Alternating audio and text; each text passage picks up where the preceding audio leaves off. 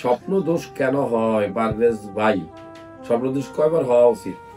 আসলে স্বপ্ন দোষ বলতে এরকম কোনো শব্দ নাই, এটা স্বপ্ন দোষ না বলে এটা স্বপ্ন গুণ বলা উচিত ছিল।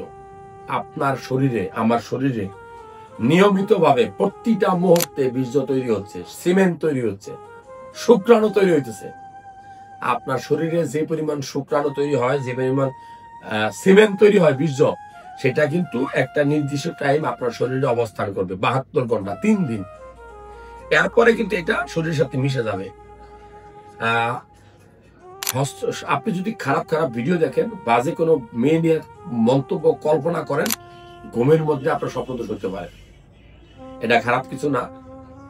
আপনার এক বালতি পানি দরকার, আপনার এক বালতির পরে যদি পানি পরে সেটা উতলাইয়া পরে, এটাই হলো স্বপ্নদোষের মতো, যে আপনার শরীরে একটা নির্দিষ্ট অ্যামাউন্ট জমা থাকার পরে যেটা হয়। এটা কেন হয়? ওই যে বলছি, খারাপ ভিডিও দেখলে, খারাপ কথাবার্তা করলে, খারাপ মেয়েদের সাথে কথাবার্তা বললে, খারাপ চিন্তা ভাবনা করলে।